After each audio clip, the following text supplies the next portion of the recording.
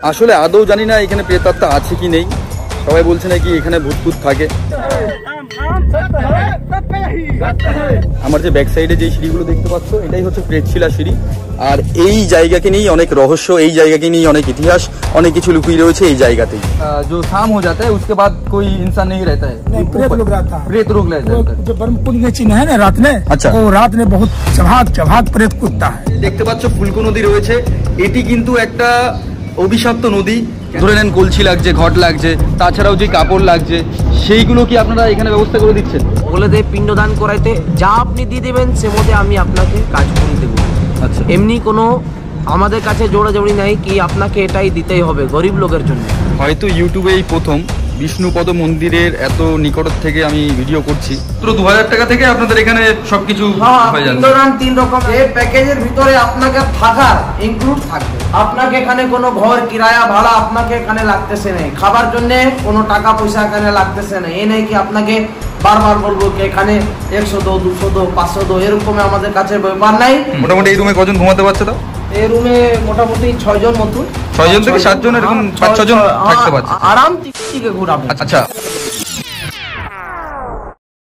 Hello hey বন্ধুরা, আজ কিন্তু আমি আবারও চলে এলাম আরও একটি নতুন ভিডিওতে।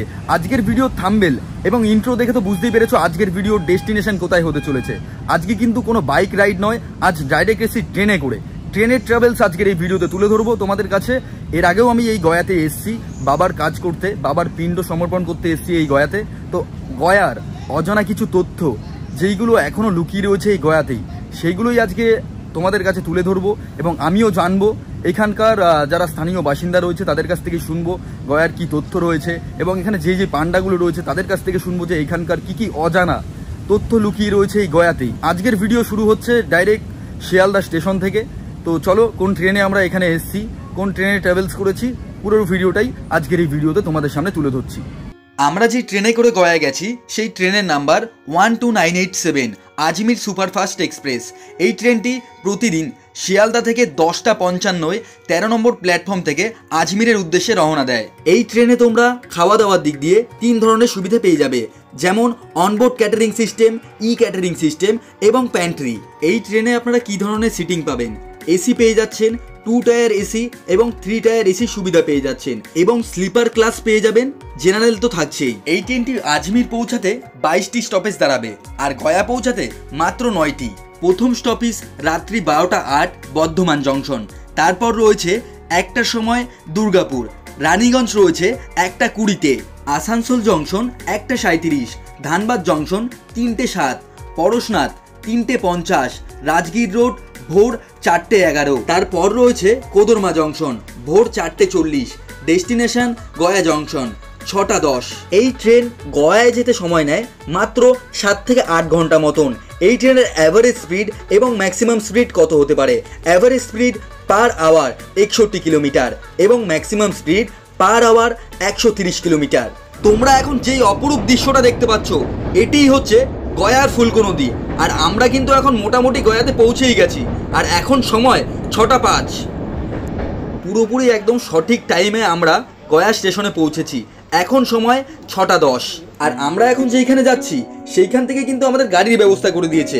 যাচ্ছি এখন আমরা বাঙালি পুরোহিতের আশ্রমে। আর তোমরা যারা তোমাদের প্রিয় মানুষের আত্মার শান্তি কামনার জন্য গয়ায় আসছো, তাদের মনের মধ্যে একটা চিন্তা ভাবনা তো থেকেই থাকে, থাকবো কোথায়, খাবো কোথায় এবং পুরোহিতের দান দক্ষিণা কত হতে পারে। আর তাই জন্য তোমাদের এখন যেই জায়গায় সন্ধান দেব, শুধুমাত্র 2001 টাকায় থাকা খাওয়া সহ তোমাদের প্রিয় মানুষদের আত্মার শান্তি কামনা বাঙালি পুরোহিতদের দ্বারা পিণ্ডদান করানো হয়।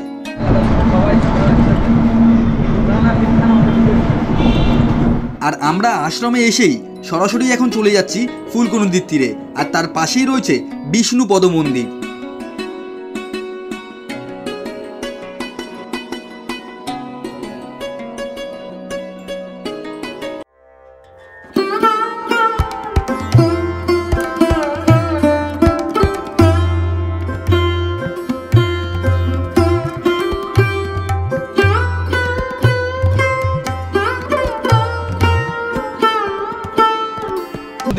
আর এইদিকে রয়েছে যেইখানে দেখতে দেখতে পাচ্ছেন পিড়ে কোটার মতন করা রয়েছে, ঘর করা রয়েছে। এইখানে কিন্তু তাদের পূর্বপুরুষের আত্মা শান্তি কামনা করার জন্য এইখানে যে গোসাই রয়েছে তাদের দ্বারা এখানে পিণ্ডদান করা হয়। তো আর ওই দিকে একটা পাহাড় দেখা যাচ্ছে, ওইটা হচ্ছে সীতাকুণ্ড। আর এখন আমরা যেই জায়গায় রয়েছি এটা হচ্ছে ফুলকো নদীর তীরেই আমরা এখন দাঁড়িয়ে এই ভিডিওটা করছি। এটি কিন্তু একটা অভিশপ্ত নদী। কেন এই নদী অভিশপ্ত হয়েছে, কি কারণ, কি বৃত্তান্ত, সবই কিন্তু এখান থেকে শুনবো এখানকার পান্ডাদের থেকে। এখানে ফল্গু নদী আছে, মা সীতা এখানে পিণ্ডি দান করতে এসেছিল, 5 জনকে সাক্ষী রেখেছিল। আচ্ছা, 5 জনকে সাক্ষী রেখেছিল। ফল্গু নদী, গরু, ব্রাহ্মণ, তুলসী, বটবৃক্ষ। 4 জন মিথ্যা বলে দিয়েছিল। 4 জন মিথ্যা বলে দিয়েছিল, 1 জন বটবৃক্ষ সত্যি বলেছিল। আচ্ছা, বটবৃক্ষ সত্যি বলেছিল। এই ফল্গু নদী অবিশ্রাপ আছে, বর্ষাকালে জল থাকে আর শুকনো পড়ে থাকে। 8 মাস শুকনো থাকে, 4 মাস জল থাকে। 4 মাস জল থাকে। হ্যাঁ, গরু পিণ্ডি খাওয়ার জন্য মিথ্যা বলে দিয়েছিল, এই জন্য ওকে শ্রাপ দিয়েছে কি আপনার কলযুগে তোমরা মিষ্টা খাবে। আচ্ছা আচ্ছা। তুলসীকে বললো তোমার উপরে কলযুগে তোমাকে কুকুর পেশাব করবে, গন্ধাতে তোমাদের জন্ম হবে। আচ্ছা, তো ফুলকো নদীর তীরের যেই অভিশাপটা রয়েছে, যেই ইতিহাস লুকিয়ে রয়েছে এখানে, তো সেটাই এখন শুনলাম আমাদের এখানে গোসাইয়ের কাছ থেকে। তো তাছাড়াও এইখানের যে আরও যে তথ্য রয়েছে, আরও কী কী রহস্য লুকিয়ে রয়েছে, সেগুলো তোমাদের সামনে তুলে ধরবো। আমাদের হিন্দু শাস্ত্র মতে গয়াতে সবাইকে কম বেশি আসতে হয় তাদের পূর্বপুরুষের আত্মা শান্তি কামনা করার জন্য। কারণ যারা আমাদের ছোট থেকে বড় করছে তাদের আত্মা শান্তি কামনা করার জন্যই আমাদের কিন্তু এই গয়াতে আসতে হয়। আর গয়াতেই ছিল কিন্তু গয়াসুর। আর গয়াসুরের বুকের ওপরে স্বয়ং বিষ্ণু দেবতা নারায়ণ ঠাকুর, তিনি তার পদচিহ্ন রেখে গেছে। সেখানে এখনও মন্দিরটা রয়েছে, সেগুলো এখনও ভিডিওতে তুলে ধরবো আমরা। তো তার আগে যাদের ডাকে আমরা এখানে এসছি, যেই মহারাজরা আমাদের এইখানে ডেকেছে, তাদের কাছ থেকে কিছু শুনবো। আর আমাদের অনেক বাঙালি ভাইরা রয়েছে যারা আমাদের ওয়েস্ট বেঙ্গল থেকে বিলং করছে, তাছাড়াও আরও অন্যান্য জায়গা থেকে বিলং করছে যারা বাঙালি রয়েছে। তারা অনেকেই ভাবে যে গয়াতে আসলে অনেক টাকা খরচা হয়ে যেতে পারে, এখানে আসলে কী কী সুযোগ রয়েছে, কী কী সুবিধা রয়েছে, খাওয়া দাওয়া করবো কোথায়, থাকবো কোথায়, কোন পান্ডার কাছ থেকে কোন জিনিসগুলো করাবো, তাদের বাঙালি পান্ডা পাবো নাকি, বাঙালি পুরোহিত পাবো নাকি। তোমাদেরকে এর আগে বলেছি যে আমি বাবার কাজ করতে এই গয়াতে এসেছিলাম, আর এইখানে কিন্তু যেই বাঙালি পুরোহিতকে দিয়ে বাবার কাজ করিয়েছিলাম তার সাথে তোমাদের পরিচয় করাবো। নমস্কার, আমি গয়ালি পুরোহিত প্রিয়াংশু পাঠক। আপনাকে ভিডিও মাধ্যমে আপনাকে জানাবো কি আপনি যদি কোনো দিনে গয়াধামে আসেন তাহলে আপনাদের পিণ্ডদান, থাকা, একবেলা খাওয়া, এখানে পিণ্ডদান করার 3 রকমের নিয়ম। প্রথমে আপনাদের ষোড়শ, যাকে ষোড়শ শ্রাদ্ধ বলা যায়। যদি আপনি গয়াধামে এসে ষোড়শ শ্রাদ্ধ যদি আপনি করতে চান নিজের পূর্বাপুরুষ নামে, তাহলে আপনাকে 3101 টাকা আপনাকে খরচ পড়বে। সে মধ্যে আপনাদের থাকা, আমাদের কাছে থাকার কোনো ঘর ভাড়া কিরায়া নেই। থাকা, একবেলা প্রসাদ রূপে আমি আপনাকে খাওয়া দিব। আর আপনাদের 3 জায়গা কাজ, ফল্গু নদী, বিষ্ণু মন্দির আর অক্ষয়বট। যদি আপনাদের বংশতে কোনো লোকজন যদি অপমৃত্যু মারা যায় তাহলে আপনাদের 1 জায়গা কাজ এক্সট্রা হবে, সেটা প্রেসশিলাতে হবে। প্রেসশিলা আপনাদের যদি কাজ হবে তাহলে আপনাকে 1000 টাকা বেশি পড়বে। আচ্ছা, বুঝলেন? যেরকম আমি 3000 বলেছি ষোড়শ শ্রাদ্ধের, যদি আপনাদের কোনো লোকজন যদি অপমৃত্যু থাকে আপনাকে 4000 টাকার পড়বে, বুঝলেন তো?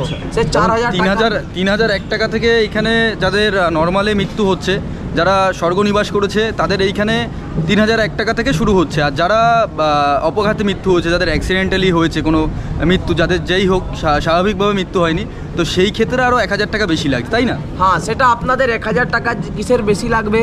প্রেসশিলা, আপনাদের পিণ্ডদানের, ব্রাহ্মণের খরচ, আর আপনাদের যেতে আসতে গাড়ি ভাড়া 500 টাকা, সেটা আমরাই দিব। যদি আপনি নিজের হাত থেকে যদি খরচ করেন তাহলে আপনাকে আবার কোনো 1 পয়সা দিতে হবে না প্রেসশিলার জন্যে। আপনাকে 3000 টাকার মধ্যেই আপনাদের কাজ হবে। 500 টাকা ব্রাহ্মণ আর 500 টাকা গাড়ি ভাড়া আপনাদের এক্সট্রা শুধু হবে প্রেসশিলা যেতে, বুঝলেন তো? আচ্ছা, আর ধরে নেন অনেকেই আসছে, ধরে নেন 110 থেকে 12 জন কিংবা 5 থেকে 6 জন, যাদের মধ্যে অনেকেই রয়েছে গরিব মানুষ, তাদের হাতে খুবই নিম্ন পরিমাণে পয়সা নিয়ে এসে, সেই ক্ষেত্রে একটুখানি যদি কিছু বলতে। যাদের হাতে একদমই অল্প টাকা পয়সা রয়েছে, দাদা এরকম কোনো ব্যাপার নেই কি আমি এই নাই কি কোনো ফিক্স রেট কি আমি আপনাদের সঙ্গে এই নিব। গয়াধামে ধর্মগয়া নাম করবি একটা শ্রাদ্ধ হয়, বুঝলেন? শুধু পয়সাই সব জিনিস নাই। যদি কোনো গরিব লোক যদি আসে আমাদের কাছে বলে দেয় পিণ্ডদান করাইতে, যা আপনি দিয়ে দেবেন সে মধ্যে আমি আপনাকে কাজ করে দেবো। আচ্ছা, এমনি কোনো আমাদের কাছে জোড়াজোড়ি নাই কি আপনাকে এটাই দিতেই হবে গরিব লোকের জন্য। বুঝলেন। এরপরে আপনাদের একটা আরও শ্রাদ্ধ আছে, মধ্যম শ্রাদ্ধ। সে মধ্যম শ্রাদ্ধ করে গেলে আপনাকে 2500 টাকা খরচ করবে। আর যদি প্রেসশিলা যদি ইনক্লুড যদি করবেন মধ্যম শ্রাদ্ধে, তাহলে আপনাকে 500 টাকা গাড়ি ভাড়া আর 500 টাকা ব্রাহ্মণের খরচ, আপনাকে ওই 3500 টাকার মধ্যে পড়বে মধ্যম শ্রাদ্ধ। প্রেসশিলা নিলে 3500 আর প্রেসশিলা বাদ দিয়ে 2500। আচ্ছা, আর যদি আপনাদের সর্বনিম্ন এর মধ্যে যদি আপনি যদি সর্বনিম্ন কিঞ্চিত শ্রাদ্ধ যদি আপনি করেন, তাহলে আপনাকে 2000 টাকা 2100 টাকা আপনাদের কিঞ্চিত শ্রাদ্ধ। সে মধ্যে আপনাদের এই নেই কি আপনাদের 3 প্রকারের কাজ আছে, তা মন্ত্র পাঠের কোনো দরকার থাকবে, কোনো ডিফারেন্স থাকবে না।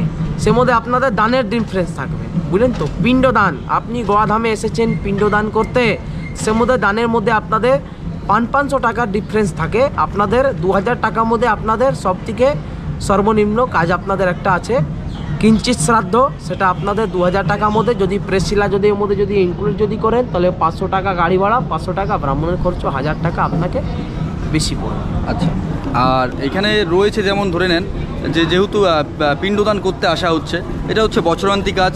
কেউ অনেকে আসে 5 বছর বাদে, কেউ 12 বছর বাদে।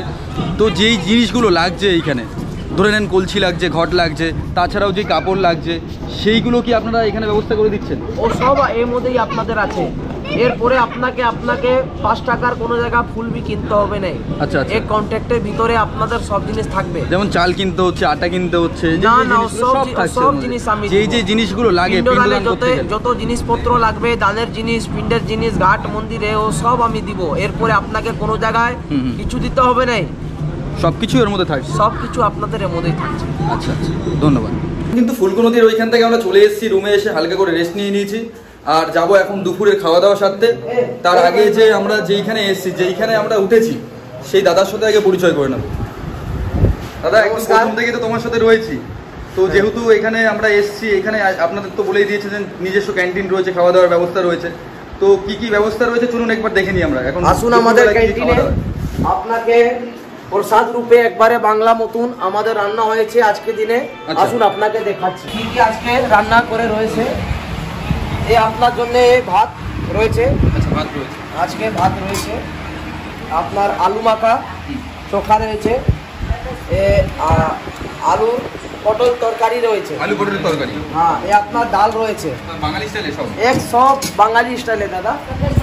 এই আপনার লঙ্কা রয়েছে, আচার রয়েছে, পাপড় রয়েছে, সব আপনাদের একবারে বাঙালি স্টাইলে, একবারে বাড়ি মতন এখানে খাওয়া পাবেন। এই নয় কি আমি বাইরেতে গেছি তাহলে বাইরের মতন খাওয়া, একবারে বাড়ি মতন খাওয়া। আসুন আমি জেনে নেই খাওয়া আজকে আপনাকে কীরকমের লেগেছে। হ্যাঁ দাদা, আজকে আপনাকে খাওয়া কীরকমের লাগছে? মানে সত্যি কথা বলতে গেলে বাড়িতে যেরকম টাইপের রান্নাটা হয়ে থাকে, মানে এখানেও সেরকম বাঙালি টাইপের রান্নাটা আমরা পেয়ে গেছি। আর মানে রান্নার দিক থেকে বা তরকারি যেসব যেগুলো মানে আইটেমগুলো করেছে, এখানে ডাল রয়েছে, ভাত রয়েছে, এখানে একটা মানে ভাজা দিয়েছে, এদিকে হচ্ছে আলু মাখা, এদিকে হচ্ছে আলুর তরকারি রয়েছে, এখানে স্যালাড দিয়েছে, এখানে একটা চাটনি দিয়েছে। মানে এত সুন্দর পরিপাটিভাবে যে একটা মানে বাঙালি থালি এখানে রেডি করে দিয়েছে। খাওয়া দাওয়ার দিক থেকে তো কোনো কথাই হবে না, একদম মানে পুরো একদম বাঙালিয়ানা খাওয়া দাওয়া। তো এখন আমি বসে পড়েছি মধ্যাহ্নভোজ করতে।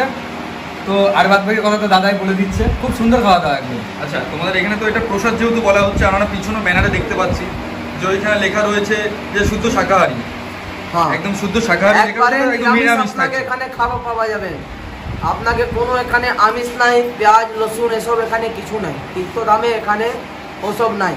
আপনাকে আমাদের প্যাকেজের ভিতরে একবেলা আমাদের তরফ থেকে আপনাকে প্রসাদ রূপে পাওয়া যাবে মাত্র 2000 টাকা থেকে। আপনাদের এখানে সবকিছু হয়ে যাচ্ছে। পিণ্ডদান 3 রকম আছে, 2000 বি আছে, 2500 বি আছে, 3000। সেটা তো আমরা প্রথমেই শুনেছি। সেরকম যেরকম আপনাকে তার মধ্যে একদম রুম ইনক্লুডেড থাকছে, খাওয়া দাওয়া আপনাদের সে প্যাকেজের ভিতরে আপনাকে থাকার ইনক্লুড থাকবে। আপনাকে থাকার জন্য আপনাকে এখানে কোনো ঘর কিরায়া ভাড়া আপনাকে এখানে লাগতেছে না। খাবার জন্য কোনো টাকা পয়সা এখানে লাগতেছে না। এই নেই কি আপনাকে বারবার বলবো কি এখানে 100 দো, 200 দো, 500 দো, এরকম আমাদের কাছে ব্যাপার নাই। একবারে এসেছেন কন্ট্যাক্ট করে নিব আপনাকে। আচ্ছা, অনেকে ধরে নেন দূরের থেকে আসছে, 10-12 জন 20 জন একসাথে আসছে, সেই ক্ষেত্রেও কি তার জন্য বি আমাদের কাছে ব্যবস্থা আছে। উপরে আরো রুম রয়েছে, উপরে আরো রুম রয়েছে। হ্যাঁ, এই সব রুম আছে। আপনাকে দুটো বি আপনাকে রুম দিয়ে দেব। যত লোক আপনি আছেন প্যাকেজ সিস্টেমের মধ্যে যা যা, বা 20 জন আসুন বা 50 জন আসুন, আমাদের কাছে সব লোকের সুবিধা। তার প্যাকেজ সিস্টেমের মধ্যে আসলে এখানে যা যা সুবিধা দেওয়ার দরকার সব সুবিধাই পাওয়া যাচ্ছে, সব জিনিসের আপনাদের এখানে সুবিধা পাওয়া।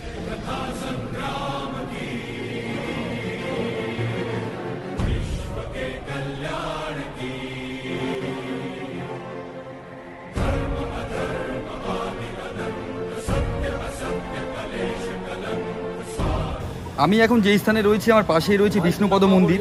এইখানকারও কিছু ইতিহাস রয়েছে, যেমন মহাভারত গীতাতে উল্লেখ করা রয়েছে সেই ইতিহাস। যেমন রয়েছে গয়াসুরের বুকের উপরে স্বয়ং বিষ্ণুদেব ধর্মশিলার উপরে যেই পদচিহ্ন রয়েছে সেই চিহ্ন কিন্তু এই মন্দিরে রয়েছে। আর আমি এখন যেই গোসাইয়ের সাথে রয়েছি, যেই পান্ডা দিয়ে বাবার কাজ ক্রিয়াকর্ম করেছি এর আগে এসে, তার কাছ থেকে কিছু শুনবো এখন আমি। নমস্কার। মন্দিরের ভিতরে 50 কিলো চাঁদিরকার ঘেরা, মাঝখানেতে নারায়ণ বিষ্ণু চরণ চিহ্ন। মন্দিরের মাথায় দেখুন 50 কিলো সোনার চূড়া। আচ্ছা, মন্দিরের উপরে যে চূড়াটা দেখতে পাচ্ছি সেটা 50 কিলো সোনার চূড়া। আচ্ছা, 50 কিলো সোনার চূড়া, তাই তো? 50 কিলো সোনার চূড়া। এই বিষ্ণু মন্দির গয়াধামে যদি কেউ লোকজন যদি আসে পিণ্ডদান করতে, তো বিষ্ণু মন্দির একটা মুখ্য জায়গা হলো, এখানে না পিণ্ডদান করলে আপনাদের গয়া শ্রাদ্ধটা পূর্ণ নাই।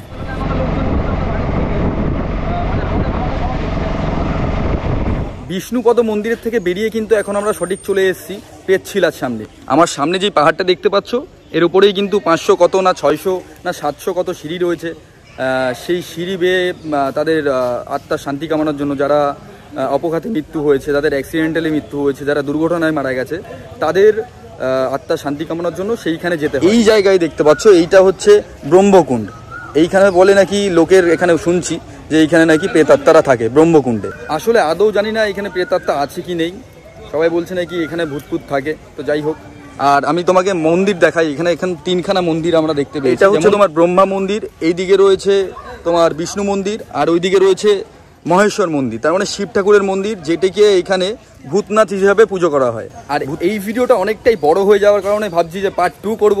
আর পার্ট 2তে কি রাখবো? পার্ট 2তে রাখবো শুধুমাত্র প্রেতশিলার ভিডিও, পাহাড়ে ওঠার ভিডিও, কতগুলো সিঁড়ি রয়েছে। প্রেতশিলায় যে আমরা জানি অনেক রহস্য রয়েছে, অনেক বৃত্তান্ত রয়েছে, অনেক ইউটিউবাররা রয়েছে যারা অনেক কিছু বলে, প্রেতশিলায় এই হয়, অমুক হয়, তমুক হয়, সন্ধ্যের পরে রোগ থাকে না, তাছাড়াও এখানে প্রেত থাকে, বিভিন্ন রকমের অনেকের ভিডিওতেই দেখলাম আমি। তো সেই ক্ষেত্রে আমি বলছি যে কি রয়েছে কি না রয়েছে পার্ট 2তে তোমরা থাকো, পার্ট 2তে আমি তুলে ধরছি। আর তোমরা এইভাবে আমাকে সাপোর্ট করো যাতে আমি আরও দূরে এগোতে পারি। যারা এখনও সাবস্ক্রাইব করোনি আমার চ্যানেলটিকে, এখনই সাবস্ক্রাইব করে দাও। আর লাইক করতে কিন্তু ভুলো না, কারণ একটা লাইক আমাদের ভিডিও বানাতে আরও উৎসাহিত করে। পেটশিলার ভিডিওতে দেখা হচ্ছে, তো গুড বাই।